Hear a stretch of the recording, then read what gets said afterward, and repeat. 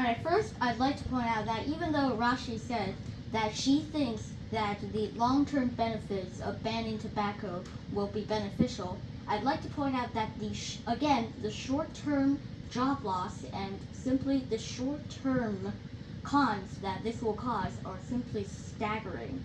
More than 1.6 million people work in the tobacco manufacturing industry alone, and it generates approximately $251 billion in value of total tobacco production, not to mention millions of dollars in taxes that the federal government would be using to help with welfare programs.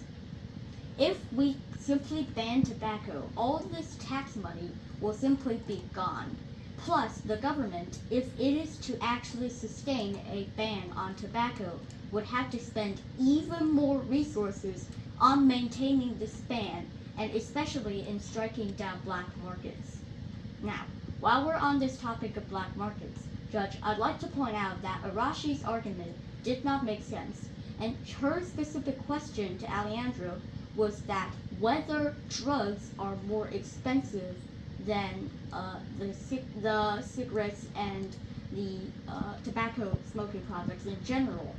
And she also said that doesn't this mean that they will sell more?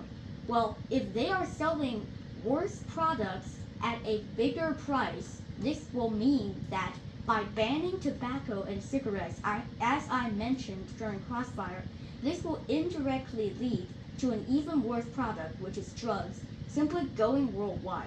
And while Arashi did attempt to defend this by saying that the addictions to nicotine is not directly related to drugs, I'd like to debunk that, and that even though, yes, the addiction to nicotine does not directly equal an addiction to drugs, they will eventually have to find another source if this is to work fully.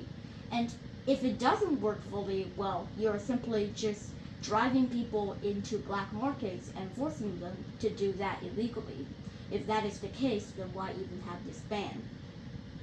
Now, finally, I'd like to point out that even though the Pro Team has also pointed out that they think that taxes from tobacco aren't that significant, I'd like to point out that those taxes could be used to directly fund our children's healthcare and future, just like Alejandro and Jaden have pointed out, both in education as well as freeing them from the grips of nicotine without all the short-term implications. Thank you. Time. All right, Henry Asif, we have a lot there. I'm not going to unpack all of that. As we know, the project's run short on time, but I think supporting a lot of Alejandra's arguments effectively, and also trying to make some comebacks to Rushi's arguments on how the much higher profit margins that you would see for other illicit substances would mean that criminals would not choose to illegally traffic cigarettes. So I think that's an important attack from the Pro Team on solvency and a good defense there. Again, that's going to be a critical element of the round. Justin, let's hear it. Alejandro, get ready. Go for it, Justin.